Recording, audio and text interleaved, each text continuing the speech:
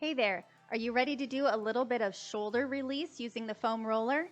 If you have a foam roller, let's have you lie it down on the floor lengthwise. You're going to sit right up on the edge and then take your hands to the side and roll yourself all the way down onto your back. Once here, adjust yourself so that way you know you are all the way on the roller, your head is all the way on one end, tailbone on the other.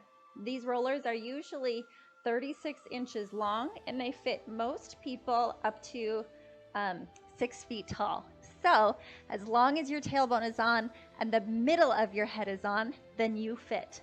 All right, so to start with the shoulders, we're going to take hands a little bit wide, feet a little bit wide, and we're just going to start with some rocking. So I want you to rock your whole body to one side and catch with the elbow. Rock to the other side, catch with the elbow and forearm. So it's like you're letting go and you fall and catch. Letting go, fall and catch. What this does is it kind of helps recalibrate your nervous system. And where does your nervous system live? Oh, it's housed majority of the space in your spine, right?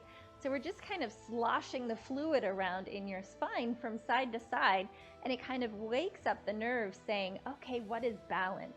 And after a few of those, it might feel a little harder to catch yourself. And that's just because your nervous system is starting to connect together and it's figuring out it's really not dangerous, so it's really not a fall, and it's figuring out how to pull it all together. So let's come back up to the middle. Feet are going to walk back together, almost touching, but not all the way, about your frontal hip bone distance. Now, let's take your hands up to the ceiling, but not above your head, more so over your bottom ribs, like you're holding a box over your pelvis, right? This helps keep the tension out of the upper shoulders because we don't want any of that. That's what we're trying to get rid of. Now, reach your hands up at a diagonal and then let gravity just pull them back down. So as you reach up, the shoulder blades separate, and as you come down, the shoulder blades just sink around the roller. This is a nice little massage for the muscles between the shoulder blades. Let's do that one more time, reaching up and sinking down. Now, soften the elbows. I just think of having ragdoll arms as the arms open out to the side and come back up to the ceiling. You could imagine that you're holding a beach ball, but I really don't want you holding tension in the arms. They're really just soft because I would like your shoulder blades to be doing more of the movement. This comes from the shoulders, not so much the hands. Now come back up to the top, straighten out the arms again and turn your palms facing your knees. You're going to bend the elbows wide, opening the front of the chest, and then reach the hands back up. Hands are still over those bottom ribs or your pelvis, and reach. Let's go again. I call these W arms. You'll bend the elbows and reach. Now this time, bend the elbows and hold. You'll take one hand back towards the shoulders, one hand down towards the hips, and then switch the arms, one up, one down. Now, my elbows don't touch the floor on this. Maybe yours do, maybe they don't. Make sure that this feels good. So if this does not feel good, maybe take the elbows a little higher and do this with higher elbows. Really, we're looking at turning the arm bone in the shoulder joint. So it has to feel good up in this upper portion of the shoulder. Take one more of each, and then reach both hands up to the ceiling. Let the shoulders really sink around the roller, and think of your arms just really floppy. You'll reach the arms back and maybe the elbows bend. You'll circle around to the side, down to the hips, and then bring them back up. Think of having lazy arms. This is not an arm exercise. This is all about finding shoulder mobility. So meaning shoulder blades should feel free to glide and move. And if we over stiffen the arms, sometimes it gets so sticky in the shoulder blade that it doesn't glide there like we want it to. Now reverse directions. As you go overhead, feel free to bend the arms and bring them back down. Just find a real lazy arm, nice and easy movement. Now as you're doing this, if your ribs tend to go up as the hands go overhead, that means that your hands are going too far overhead, and maybe you need to shorten the range and keep them in your peripheral vision. So if you look up, you can still see your fingers, because we don't want to affect the bottom ribs. Otherwise, you're not really getting the shoulder mobility that you're looking for. Awesome. All right, let's let that rest here.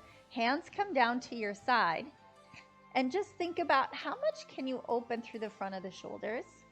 Is there a little bit more that you could roll the top of that arm bone just back and down a little bit? Then lightly activate into your hands, just light.